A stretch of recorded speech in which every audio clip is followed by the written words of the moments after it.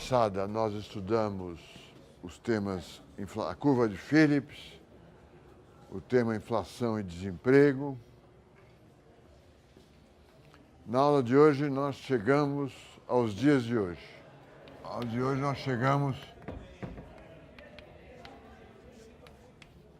às expectativas racionais.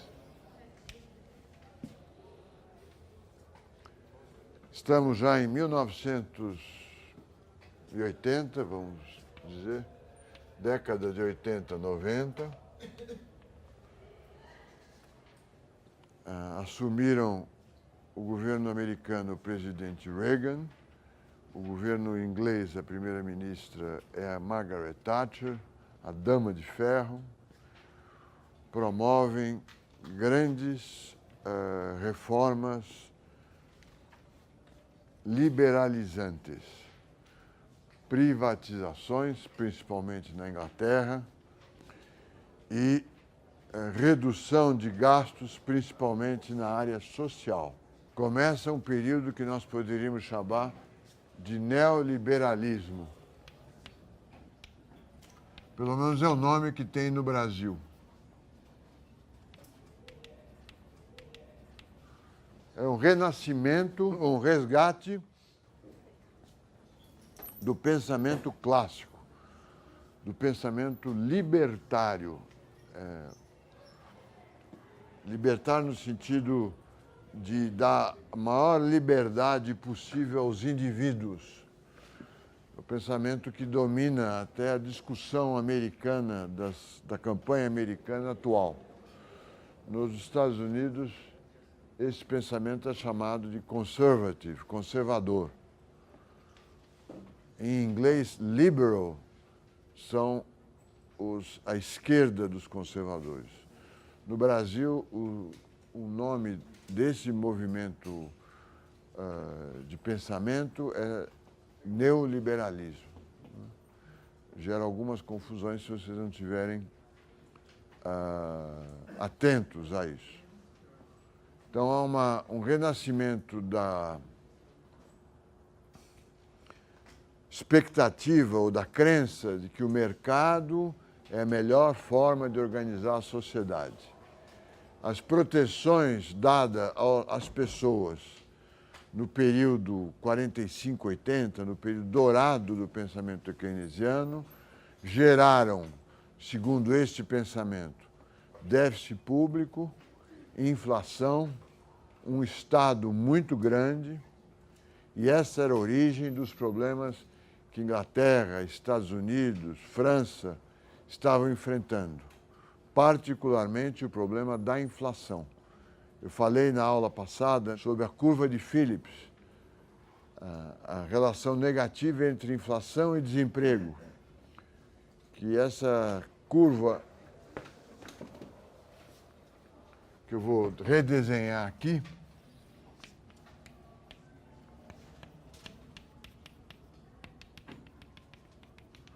essa curva, além de mostrar uma situação cruel, uma escolha de sofia para as autoridades econômicas, poderia ser vista como uma confirmação do pensamento keynesiano.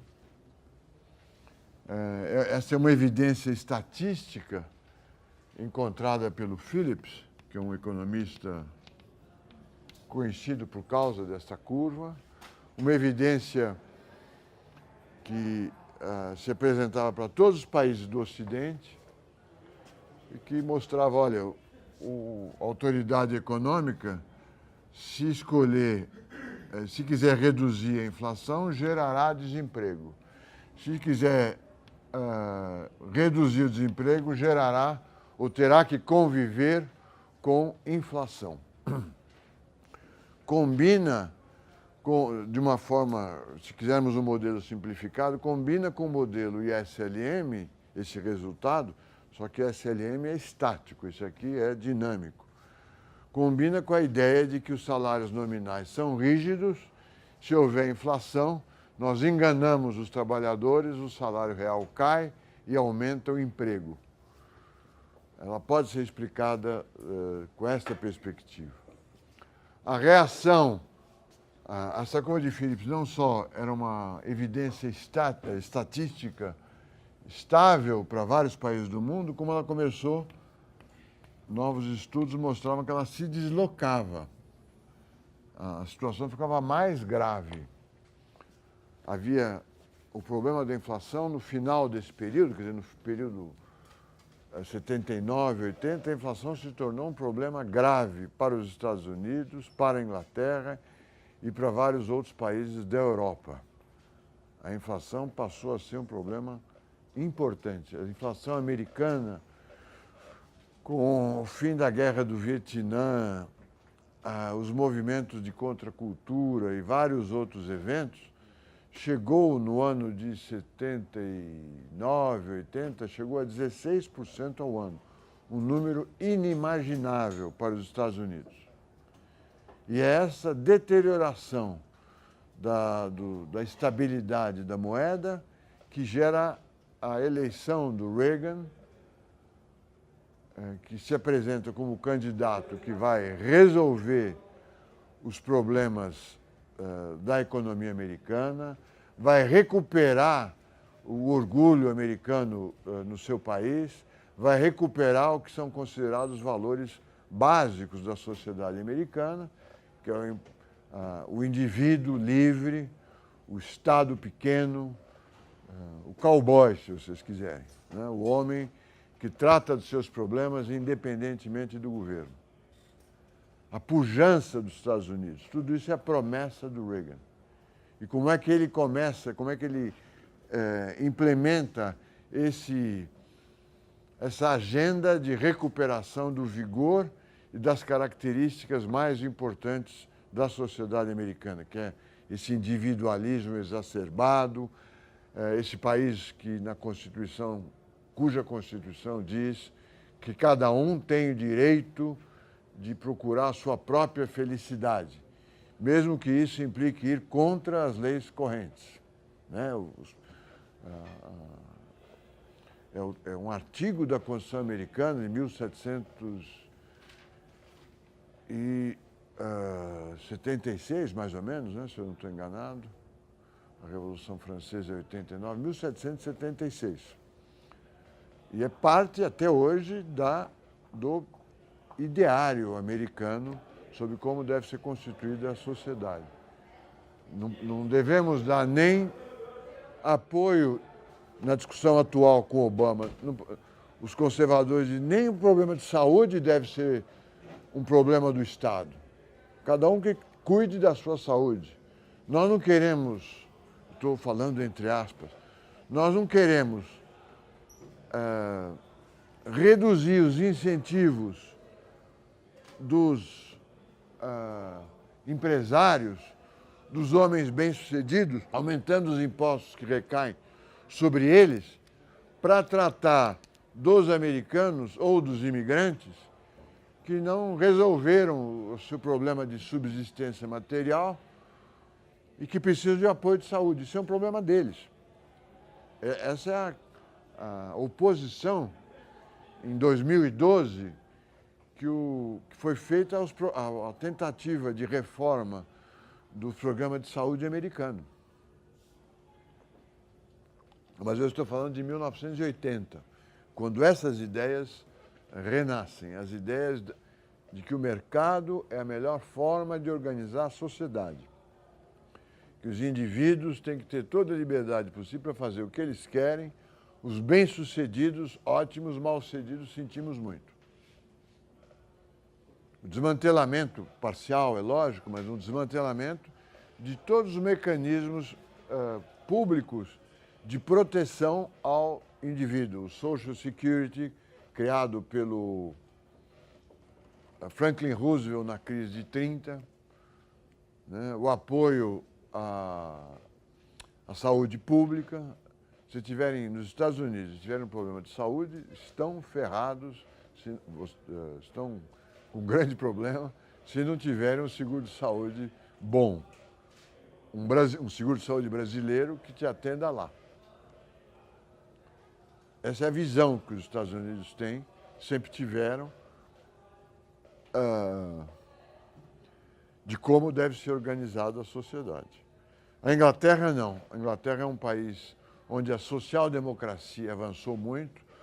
O serviço de saúde, por exemplo, é socializado, mas com os problemas da Inglaterra de manutenção de indústrias já antigas, que não tinham produtividade para competir, minas de carvão, estradas de ferro, nesse período com a Margaret Thatcher, há um movimento de privatização das ferrovias, por exemplo, privatização dos transportes públicos, fechamento de minas de carvão, há um movimento de desmantelamento do Estado social, do estado de bem-estar social.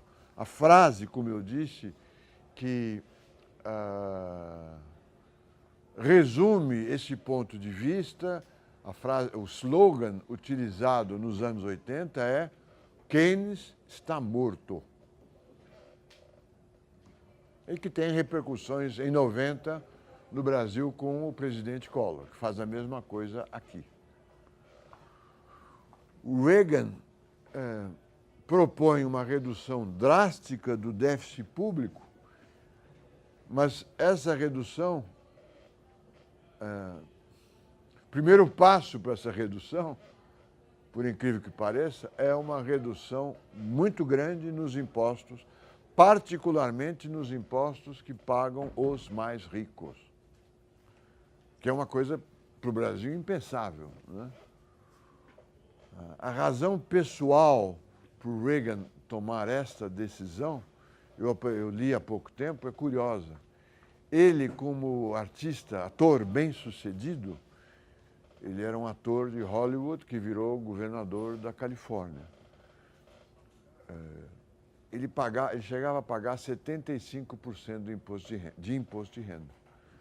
Porque o ator é uma pessoa física, o imposto de renda não permite grandes manobras. Uma empresa bem-sucedida nos Estados Unidos não paga, nunca pagou isso.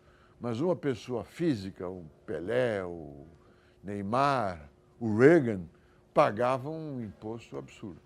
Então ele reduziu a alíquota dos impostos de rendas, particularmente as alíquotas mais altas, e usou o argumento fraco do ponto de vista acadêmico, do nosso ponto de vista como economistas, mas que teve um apelo popular e entre os empresários muito forte e vigora até hoje, que é o chamado Supply Side Economics.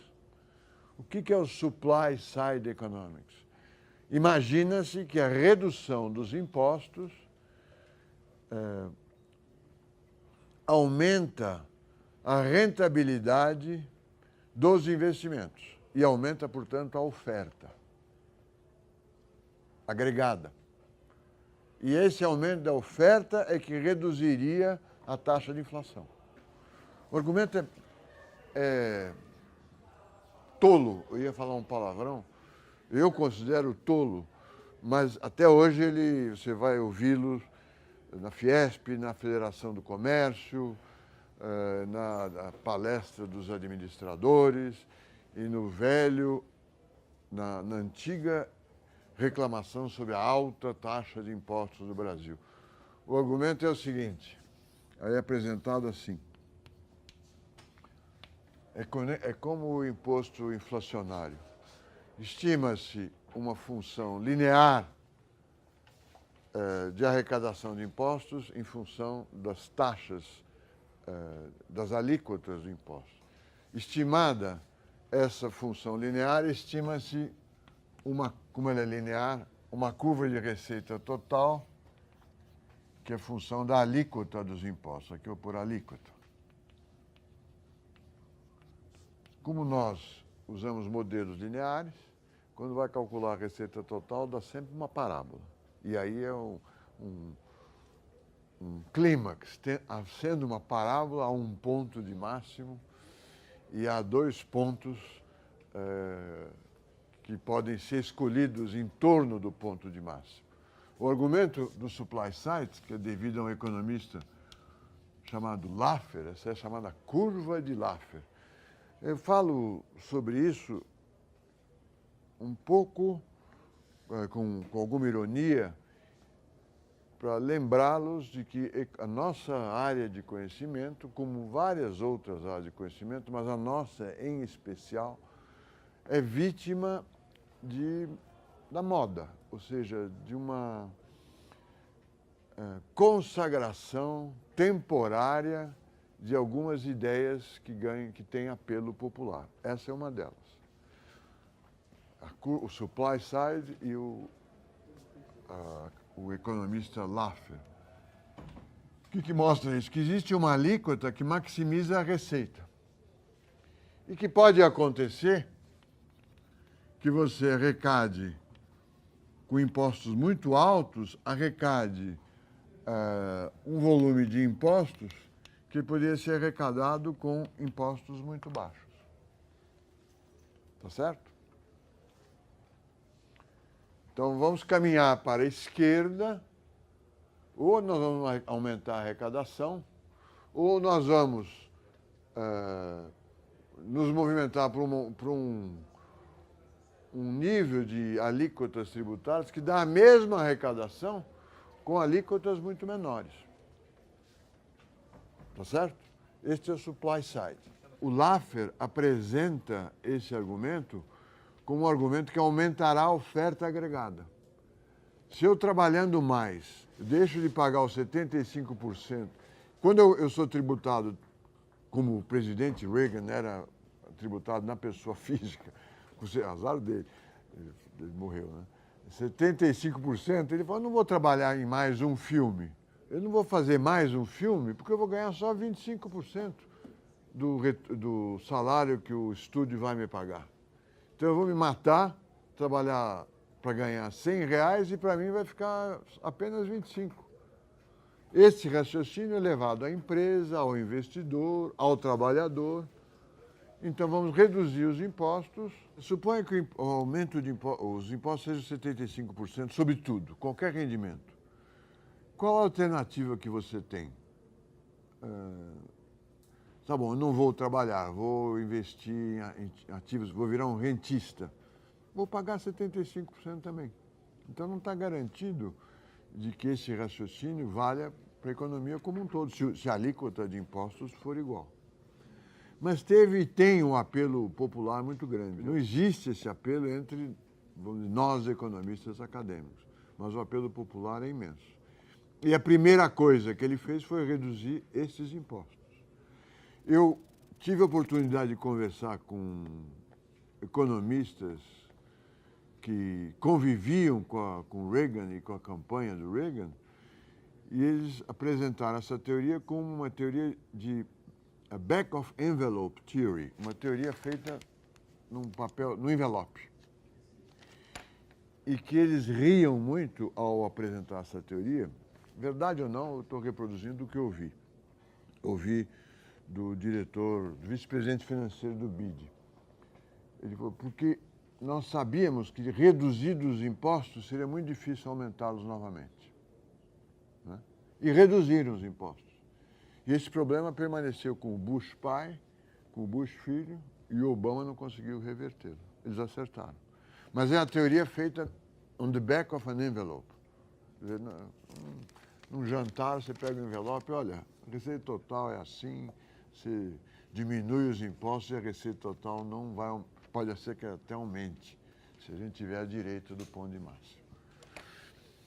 Com isso, gerou um belo déficit público, porque a redução de impostos que ele obteve foi muito maior do que a redução de gastos que ele conseguiu promover. Esse outro ponto curioso, pelo menos eu tenho uma curiosidade sobre esse ponto, é sobre, novamente, semiótica ou retórica, que é os governos que prometem controlar o déficit público, em geral, aumentam. Né? E os governos que... Não é só nessa área. Quanto mais enfático é o discurso sobre um tema, geralmente como é que se fala? O vocalizador desse discurso esconde uma posição que é exatamente a inversa da que ele defende. Eu dei um exemplo de política econômica. Se você o candidato que faz uma campanha contra o déficit público, que vai resolver o déficit público, geralmente é o candidato que, empossado, gera um grande déficit público. O Reagan é um belo exemplo. Isso se reproduz em várias outras situações. O moralista em questões sexuais, não em casa, na minha família, tudo tem que ser assim, assim, assado, e esconde um lado que é exatamente o inverso em termos da moral, inverso da moral que ele defende. O outro exemplo é o combate à corrupção. O presidente Collor ganhou o apoio eleitoral imenso vindo de um partido irrelevante numa proposta de combate aos marajás. Marajás assim foram chamados funcionários públicos, particularmente do Judiciário de Alagoas, que através de da legislação que rege os salários dos magistrados e promotores, conseguiram salários excepcionais. Ele, como governador, escolheu como bandeira combater esses salários. É de um apelo popular muito grande. Num país de pobres e ricos, você vê um funcionário público com um salário muito alto, é um escândalo. Ele perdeu em Alagoas, porque a justiça deu razão para os marajás. Mas trouxe aliás, com vantagens, multas, etc. Ficou mais caro para Alagoas a proposta dele do que a situação anterior. Ele foi candidato a presidente da República no combate à corrupção e combate aos marajás. E foi impedido por corrupção. Querem outro exemplo? O Jânio Quadros, presidente carismático, autor de frases inesquecíveis. Uma delas é não se sabe se ele disse isso, mas ele era um professor de português que insistia em andar com caspa nos ombros para dizer que era um homem simples. E o emblema da campanha dele era uma vassoura. Vou varrer a corrupção do Estado brasileiro. E foi envolvido em vários escândalos de corrupção. Ele tinha uma frase que era filo porque quilo. Quer dizer, eu fiz isto porque eu quis fazer isto. É uma frase que na minha geração é conhecida. Não se sabe se ele a falou de fato ou se foi uma crítica. E também ele era um homem que bebia muito. E também a piada é: por que você está bebendo? Eu falo, bebo porque é líquido. Se fosse sólido, comê-lo-ia. Ele gostava de mesóclise, que é a colocação do pronome pessoal no meio dos objetos, entre os objetos, no meio do verbo, né? Comê-lo-ia. Um grande líder político que governou um ano e já acabou sendo a causa próxima do golpe de 64. Mas era um combatente de corrupção. Este governo, do Reagan, voltando ao nosso assunto, colocou o déficit público como tema número 1 e criou um imenso déficit público. Um imenso déficit público. Que só foi resolvido pelo presidente Clinton. Ou seja, teve Reagan, acho que ele teve 2 mandatos, Bush pai, não me lembro se teve 1 ou 2, o Clinton, no segundo mandato, que estamos falando de 94, 15 anos depois, governo democrata, não colocou o déficit público como item importante da sua pauta, controlou o déficit público. Ele gerou um grande déficit público. Além disso, ele teve uma outra decisão marcante na questão do combate à inflação. Houve uma greve, assim que ele assumiu, houve uma greve dos controladores de voo nos Estados Unidos, uma greve de um serviço público essencial. Sem controladores de voo, os aviões não podem decolar ou aterrissar. Paralisa-se todo o sistema de transporte aéreo. A reação do Reagan foi demitir todos os grevistas e substituí-los. Foi um marco importante de como ele trataria as questões salariais e trabalhistas daí por diante. Você trataria com mão de ferro. E as demandas salariais nunca mais ocorreram. A inflação caiu. Aí pode se perguntar, caiu por quê? Um keynesiano diria, caiu porque os Estados Unidos, no caso dos Estados Unidos, criaram alguma recessão, enfraquecendo o mercado, todos os mercados, especialmente o mercado de trabalho, e enfraqueceram os movimentos sindicais. Um governo republicano era de se esperar que não teria simpatia pelos movimentos sindicais, mas esse gesto que ficou marcado na história da economia recente, de demitir todos os controladores de voo e, portanto, acabar com a greve e não atender à demanda de aumento de salários que eles pretendiam, influenciou todas as outras demandas salariais. Para um keynesiano, um dos fatores mais importantes da pressão inflacionária são os salários, como nós vamos ver nas aulas de inflação. Ele quebrou esse movimento e gerou esse grande déficit público. Ao mesmo tempo que ele gerou o grande déficit público, o Tesouro Nacional criou um grande déficit, o Banco Central, liderado pelo Paul Volcker, é um presidente do Banco Central que antecede o Alan Greenspan, que antecede o atual, que é o Bernanke. O Paul Volcker falou, eu não financio esse déficit público, o Banco Central é independente no mundo inteiro. Para financiá-lo, eu vou exigir juros maiores.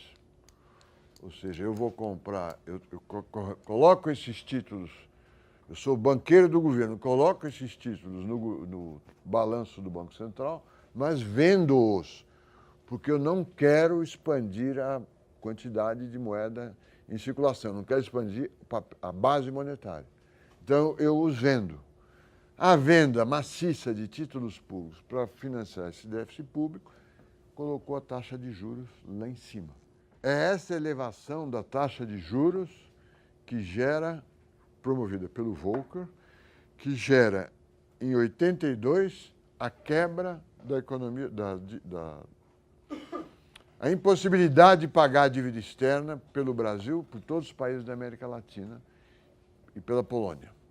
Inicia-se a crise da dívida externa brasileira. Em 1982, na reunião do Fundo Monetário Internacional que ocorreu no México. Por que aconteceu isso? Os juros passaram a 16% ao ano. Eles eram de 6% ao ano. Foram para 16% ao ano. A dívida externa que o governo brasileiro tinha acumulado de 100 bilhões de dólares tinha sido feita com juros variáveis, ou seja, os juros que pagávamos todos os anos era modificado cada 6 meses, dependendo dos juros americanos. Quando ela passa de 6 para 16, o Brasil, ao invés de ter que pagar 6 bilhões de dólares de juros por ano, tem que pagar 16. E não consegue pagar. Lembre-se que nós estamos no auge da crise do petróleo. Já estamos gastando uma fortuna com petróleo. O mundo não está em rápida expansão. Ao contrário, está crescendo muito devagar, inclusive por causa dos juros americanos e por causa da crise do petróleo. Então, o Brasil, o México, a Argentina, o Chile, o Uruguai, o Paraguai, a Bolívia, a Venezuela, a Polônia, não conseguem mais pagar juros. Tem que pedir empréstimos para pagar juros.